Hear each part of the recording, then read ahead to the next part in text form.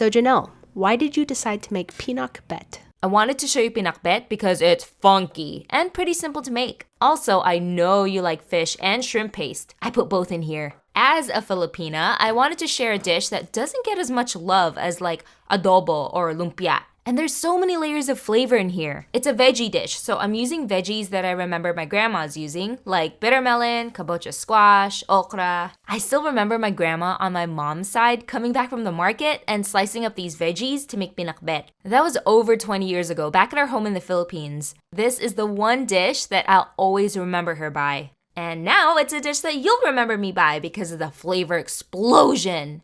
We're eating this with a fork and spoon because that's the Filipino way. Okay. Cheers. Cheers! I like it because there's multiple points of like funkiness. Bitter melon. An alien fruit. Can you see it now? Ugh, everyone's gonna call out my chopping skills. I just go like, yes. Do you like the heads chopped off? Sorry. Sounds like such an innocent question, but like not. Do you like the heads chopped off, Lisa? I feel like this is an Asian grandma thing to do. We're Asian grandmas. Yay. We're Asian aunties. Yay. I'll take it. Asian. First, you go first. Wow, look at this fork. It's a fancy fork. What would you call this, Claire? Aerial fork. A dingle hopper. So if you don't like it, I like it. It doesn't matter what you say. No, that's like pretty good. Claire, you gotta try this. So Tinger, tell me why you decided to have me try noodles with chili oil. I know you love noodles, spicy foods, and challenges, so I thought it'd be fun to include all three together. But of course, I want to make it low carb because that's how I typically eat. And I think it would be fun to see if you can tell the differences between the noodle substitutes while mixing with my favorite keto-friendly chili oil. Kelp noodles. Yes. Those are the shirataki noodles. More of a crunch to it, a little bit more fiber, so I think those are the hearts of palm. Oh no, so I didn't get 100? No. I was so confident. Palm of Hearts, where you were correct about the crunchiness. This is the shirataki noodles. It's a little bit of cheating because there is a little bit of soybean fiber in there. Oh. And then this is the kelp noodles. Yeah. I'm putting a lot of trust in you right now. I don't know what you're going to put in my mouth.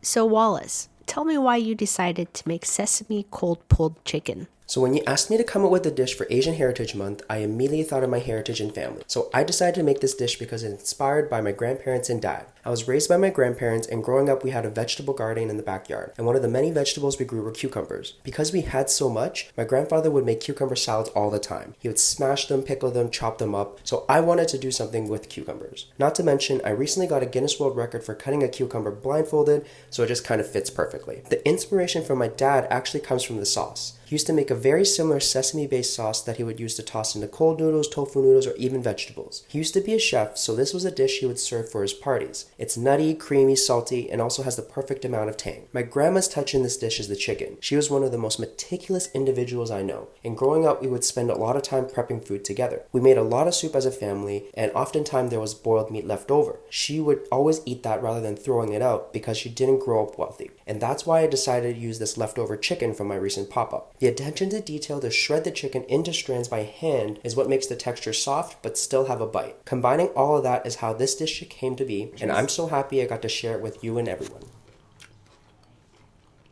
Yep. How's it looking? And then just go a little faster. You can go. You got it. You got it. Oh my gosh. So Jen, can you tell me why you decided to make spring rolls? So, not a lot of people know, but I'm actually originally born and raised in Minnesota. It's a state in the Midwest. But as an Asian American growing up in the Midwest, I grew up with a strong connection to my Vietnamese heritage through food. Vietnamese cuisine is known for its fresh and healthy ingredients, and one of my favorite dishes is the spring roll. Spring rolls are a staple in Vietnamese cuisine and can be enjoyed as like an appetizer or a main course. They're light, refreshing, and bursting with flavors and textures. They're also very versatile and can be made with a variety of fillings, from like shrimp to pork to tofu and even veggies. So James and Mark, why did you decide to make Korean barbecue? When we found out you were coming over, our first thought was to make a Korean barbecue spread. This dish was our go-to during the pandemic. We ate a lot of KBBQ when we first met in college, and finding a way to emulate the dining out experience at home gave us a sense of normalcy. One of the first things we purchased was this grill top pan. We love this grill because it has these compartments that are perfect to make your own corn cheese and kerangjim. There's also a drain in the grill for the fat drippings, so this is healthy too, right? Another must for at-home KBBQ is rice paper sheets, in Vietnamese known as banh cuong. You can find this at most Asian markets in the refrigeration section. To prepare, you just need to cut into squares and microwave until soft. Some pro tips for KBBQ at home: avoid grilling marinated meats. They produce a lot of smoke if you're cooking inside. If you don't mind the dishes, plating your meat elevates the experience and makes for a better presentation. And lastly, chilled soju is a must for a great time. Cheers, happy AAPI month. Looking good. Pouring the shots. This is water. Chilled water, right? Chilled water, yeah. I have a thing for mini whisks. We have we'll play a game and whoever loses has to Please stop. There we go. Aw, how cute. Does it taste like love? Hey Yakitori guy, why did you decide to make Tomatomaki? So Japan might look small on a map, but the regional food differences within the country is enormous. The northern island of Hokkaido where I'm from is very popular for dairy, seafood, miso ramen, and the most expensive melon in the world. Yakitori, sushi, kaiseki, fine dining are all from the regions around the historical capitals of Kyoto to Tokyo. Further south, we got lots of street food, everything from okonomiyaki to various foods on skewers. And pork belly wrap skewers like this Tomatomaki is from the southern Fukuoka, Hakata City. You can find a variety of pork belly skewers in small outdoor shacks on the streets of Hakata. And I wanted to share this very simple to make but delicious skewer as a reminder that Japanese cuisine is extensive, and I encourage everyone to try out a variety of regional cuisines the next time you visit Japan. Tomatomaki! Hi. The whole gang is here. What's good, everyone?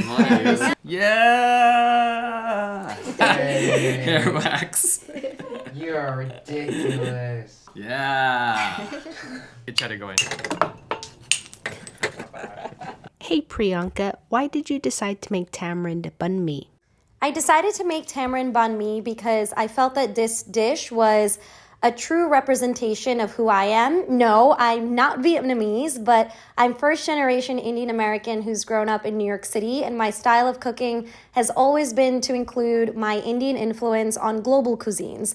So while I haven't been to Vietnam yet, I'm dying to go. This is one of my favorite Vietnamese dishes, and I love that it combines a French baguette with Vietnamese ingredients and flavors, but I've added a little bit of my Indian flair with tamarind chutney. So it's tangy, sweet, spicy, crispy, and I hope you can tell that from the bite that you take. If I can open this. Oh, I did.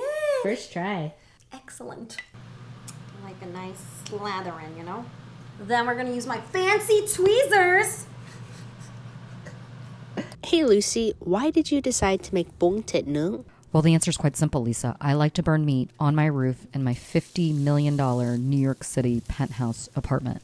But in all seriousness, my friends are not coming over for steak anymore when I put just salt on it. This lemongrass marinade that I got from my restaurant friends is also good on any type of meat cooked over wood fire.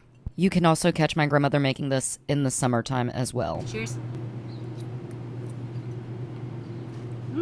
So Stella, why did you decide to make spicy raw crab? When you asked me to make a dish for Asian Heritage Month, I instantly knew I was going to make Yangnyeom Gejang because this is my all-time favorite Korean dish, and I'm so happy to see it growing in popularity outside of Korea. Yangnyeom Gejang is raw marinated crab. It's spicy, a little sweet, and has that really delicious ocean flavor that I love because my family is from Busan, which is known for their seafood. In Korean culture, we call this dish paptoduk, which means rice thief, and this is because the dish is so flavorful that you end up eating more rice than usual. I learned how to make it in Korea almost 10 years ago from my aunt. Her recipe blew me away, and today I have adapted her recipe using some techniques my mom taught me. To me, the most important thing is that it isn't too sweet, and no matter what, the sauce has to have spicy peppers in it. This really makes a difference in flavor, not just spice.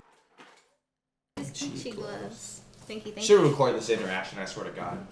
This is gold content. This is Oh my God.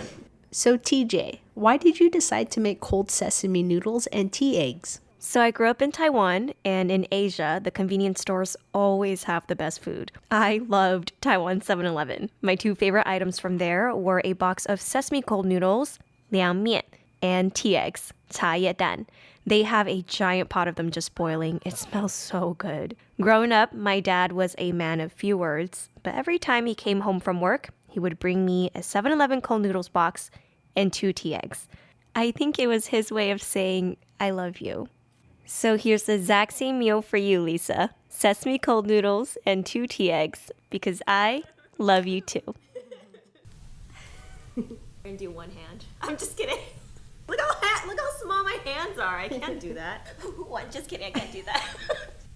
JK. Wow. Oh, You tricked all of us. Oh no. Oh no, this is what you get. No. Guys, you're making me nervous. Hold on. Let me fix it. Oh no.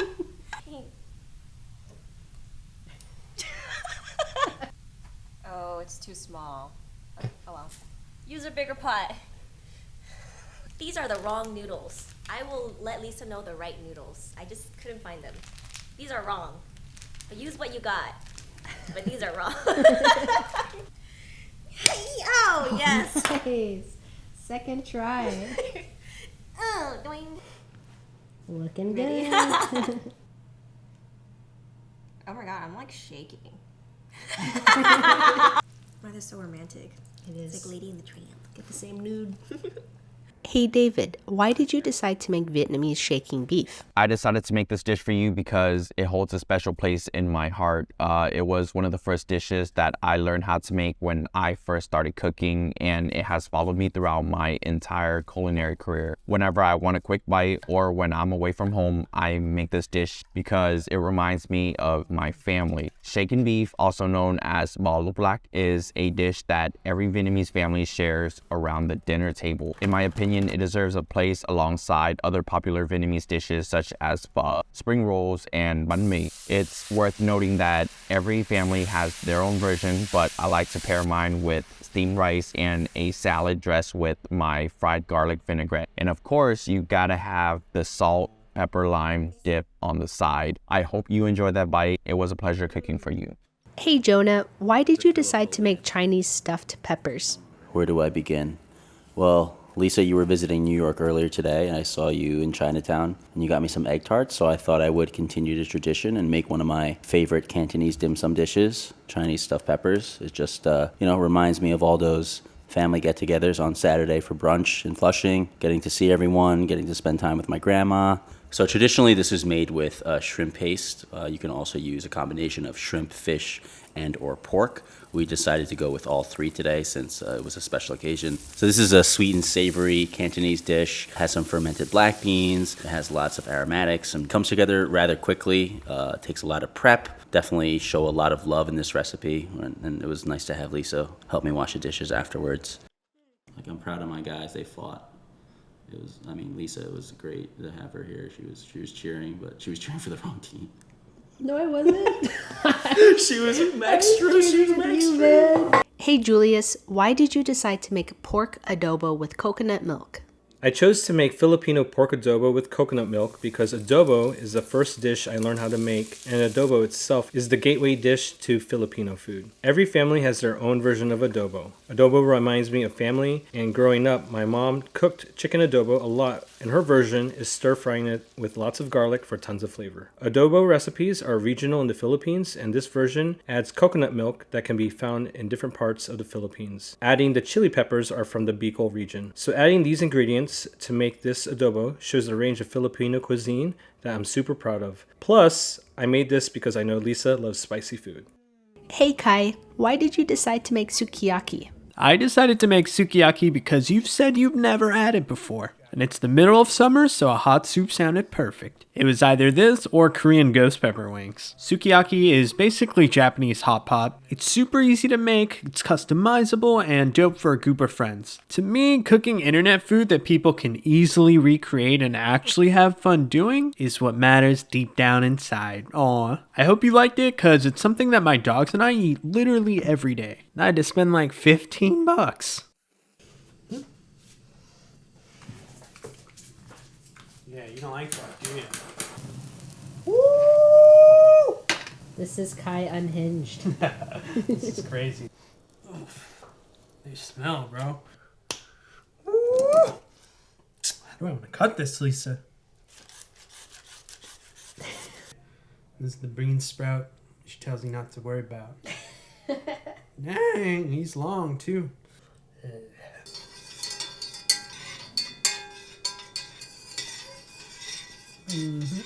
So, Rahim, why did you decide to make a ramen chopped cheese? Hey, I decided to make a ramen chopped cheese because I did it before with like blue takis and everything, but I thought about this time to try to chop it up with the chopped cheese and give it a different taste with the fries and turkey bacon, because I always do it with beef bacon, mozzarella sticks, but it was really decent this time to give it a try this way. How you doing? What'd you think? As perfectly. You get that head of the hot sauce. Now we wrap it up. Yes, sir. Game on the camera. Hey, Darrell, why did you decide to make Nasi Lemak? Today, I'm preparing the dish that cherishes my memory and reminds me a taste of home, Nasi Lemak, the national dish of Malaysia. The rice is simmered slowly in the rich creaminess of coconut milk and pandan leaves, resulting in an aromatic example that is the heart of the dish. As a companion to the rice, I'm cooking up chicken rendang. This is a Southeast Asian style chicken curry with a lot of spices simmered to perfection. The chicken is tender and the flavor is bold and robust and goes very well with the coconut rice. The nasi lemak also have fried anchovies and peanuts, hard-boiled egg, cucumber and sambal on the side as condiments. When I'm feeling homesick, this is the dish I miss the most. Every spoonful is a journey back home, a reminder of warm, familiar kitchens and shared laughter around the dinner table. Nasi Lemak is more than food. It actually captures the spirit and essence of Malaysia. It's a tale of its people, its culture, and its heart. Well, I can't wait to share this beautiful dish with all of you, because good food, like good stories, are meant to be shared. So, Akshay, why did you decide to make paratha? So I decided to make paratha because that is something that I grew up eating. Not only did my mom make it for me growing up, but anytime I would visit India, my grandparents would make that for me as well. And in this case, made cauliflower and potato stuffed parathas. It's a super comfort food, something that I grew up eating and that pretty much every kid grows up eating in their household. It's something that you definitely like to eat for breakfast, but you can eat it all throughout the day as well. The stuffed parathas are served with yogurt as well as a green chili achar pickle. So, CJ, why did you decide to make spicy gochujang noodles? I chose to make my spicy gochujang noodles because it's literally comfort in a bowl you can make in 10 minutes. I love this dish because the ingredients are so simple, but they all marry together to make this amazing sauce that coats the noodles. And the gochujang and chili flakes add spice that go well with the nuttiness from the sesame paste. It's one of my favorite noodle dishes to throw together, and it always turns out incredible. On a personal note, I'm Chinese American and my wife is Korean American, so the Chinese and Korean ingredients in this dish is also representative of our two cultures melding together. If I can continue to inspire people to try cooking with a new ingredient they haven't cooked with before, or inspire them to make a dish for their own family that I grew up eating, then that's how I can show up for my AAPI community and continue to shine light on us in a positive way. Hey, John, why did you decide to make braised catfish? Because I asked you what you wanted me to make, and because I wanted to make something that symbolizes us coming together to make this video. When you asked me if I could make this dish, I had never experienced it before, nor had I ever cooked with catfish before in my life, so I was excited to try something new. In the way that this dish was made, it kind of reminded me of a Hunanese style fish dish, so I combined the two together kind of as a representation of the two of us coming together after how long has it been, like a year? Let's not wait that long before hanging out again, by the way. A lot of people, when they think third culture or fusion dishes, automatically assume there has to be like an East meets West mentality. But as Asians, we're so diverse in our culture, in our histories, and in our conflicts, people forget that our food is already so different from each other. The goal of cooking in this way is never with the intention of, quote, improving on a dish or modernizing it. I hate that word when it comes to cooking too. But instead, it serves to expand the amount of people that can see themselves in a dish without erasing the people that were originally there before. It's not really an easy thing to do, to cook empathetically for people who might not even speak the same language that you do, but I think that's what makes it worth doing. I legit cannot believe you got a whole catfish. I did. I found one. Yeah, good choice with 2. Just put our aprons on. I think I'm going to add, this is a little bit of flair to it. This is the duojiao. And I decided to choose this because it's kind of in honor of your spicy challenge. It's not spicy. Hey James, why did you decide to make tomato, eggs, and beef? I made tomato, egg, and beef because it brings me very good memories of my childhood. Growing up with my dad was not the easiest, to say the least. Him and I have since patched things up, but there was a lot of rough patches during my childhood, and this was one of the things that my dad would make whenever I did something right. It was almost like a reward. Every single ingredient you can literally find in your local grocery store, even if you are out in the country. I firmly believe memories are tied to food, and this is one of my fondest memories. There's also ketchup in this dish, which is a condiment that I love. Ketchup, mayonnaise are 2 of my favorite condiments ever. Growing up, I was a bigger fat kid than I am now. And I was also, and to this day I still am, a lazy child. So instead of getting the rice out of the rice cooker and putting it on a plate, I would actually just dump everything into the pot on top of the rice and shove it down my throat. Age your mouth.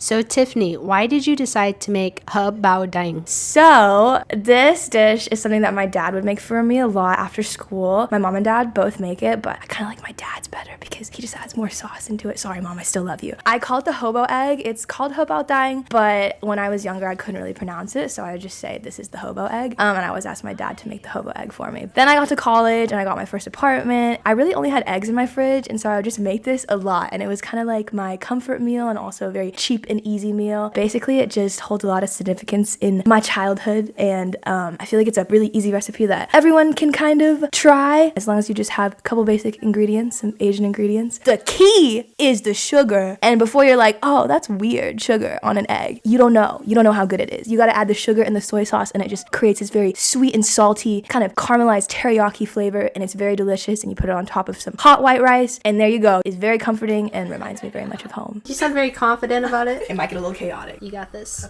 Egg goes in, rinse the hands. So, I got this. Look at the foot. Nice. So just a little bit of salt. Okay. A little bit of chicken powder. Okay. And there's a little sprinkling. The secret ingredient is sugar. Oh. And you'd be like, why would you put sugar on eggs? But the sugar mixed with the soy sauce is actually a beautiful combination. We'll add a little bit of green onions, a bit of sesame oil. So just a little bit. Lid. And then you want to shake it and let the bottom get nice and caramelized, Let's get some rice. Oh, you know what? I'm gonna flip it now. That was too long of a. So now, oh, look at that. Rice on this plate. Scoot them out. Off. On top. Green onions. Dude. And voila! That is freaking beautiful. How are you feeling? Pretty good. I'm out of breath. Wow. Hey Jessica, why did you decide to make kimbap? I chose this dish because growing up with a Korean mom, she would make this for my school lunches, school field trips, and anytime we would go on a picnic. It's such a staple in Korean cuisine, and it just reminds me of when I was little and all of the fun times I've had. It's also great for sharing with friends and family. First, I blanched some spinach, then added sesame oil and some salt. Next, you want to saute up some julienne carrots in some sesame oil, season with salt. Then I have some odeng, which are fish cakes. I sauteed that up in some oil and added soy sauce, sugar, and a little bit of water. Now I'm scrambling up some eggs. You want to fry that up, add a little bit of salt and pepper, and then cut it into strips. I also have some pickled radish and some marinated burdock root. Of course, you'll need some steamed rice. I added some sesame oil to the rice. To assemble, you're just going to add all of the ingredients onto a sheet of roasted seaweed, and then you're going to roll it up tightly. Roll and pull to make it the perfect kimbap roll. After you roll your perfect kimbap rolls, brush them with a little bit of sesame oil and sprinkle some sesame seeds on top, and that's it. Ta-da! So easy and so yummy.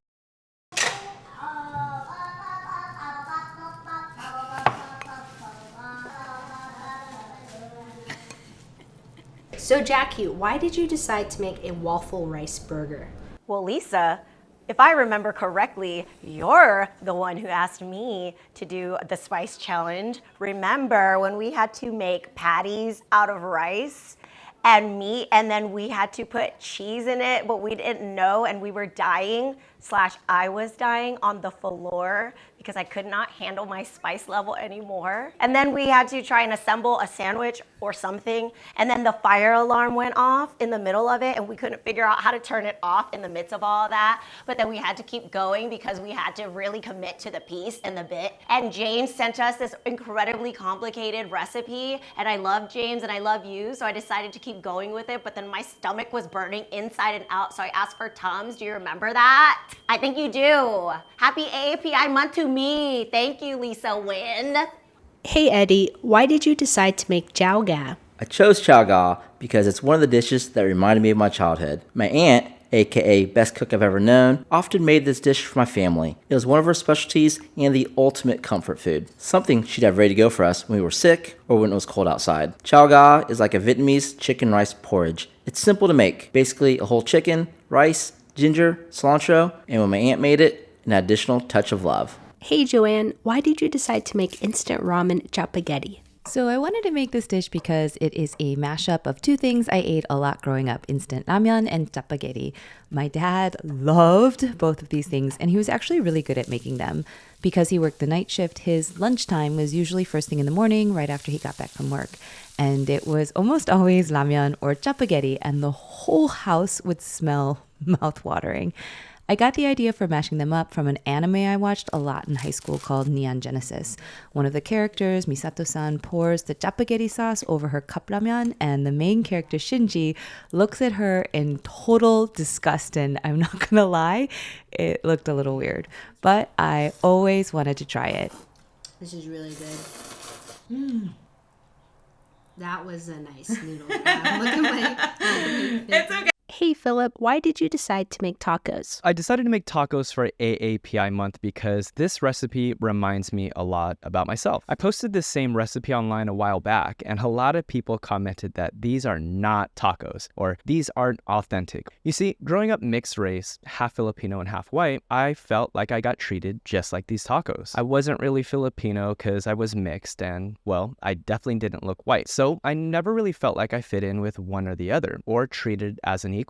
And because of this identity crisis, I would try so hard to be someone that I wasn't just to try and fit in with these other groups of people. I always felt like some of these people didn't respect me, and it was probably because I constantly lowered myself to appease them in fear of getting quote-unquote kicked out the group. And it's honestly because I didn't respect myself. I didn't realize I was struggling with this identity crisis my whole life, and I legit didn't get over this struggle till like last week. My friend Ryan opened my eyes when he said, quote, "Being mixed was a struggle until I realized this struggle isn't mine. It belongs to those who do not accept me, and I refuse to inherit someone else's struggle." He really helped me break out of this victim mindset and really own who I am and help me be authentically me. What's funny is these American tacos were on constant rotation for dinner at my house growing up, cooked by my Filipino mother. They may not be considered real tacos to some people, and just because someone else thinks that they're not authentic doesn't make them any less good. Tại sao ba chọn món rau muống? Ba chọn món rau muống bởi vì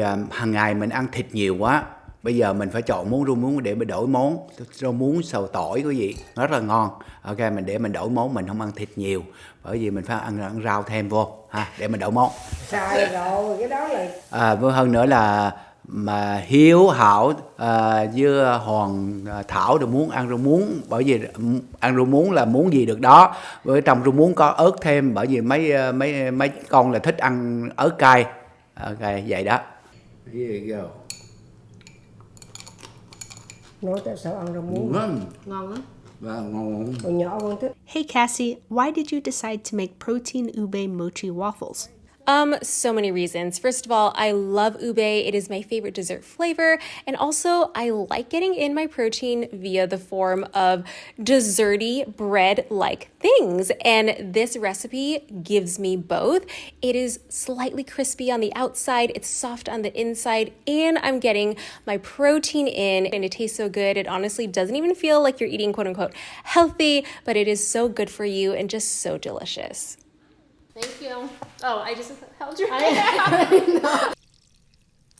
Maybe I didn't need to double the recipe.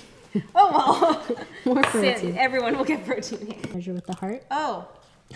That's more than I thought. Okay, it's fine. This is I should our not have doubled the recipe. third. This is our third bowl change. Okay, this is oh.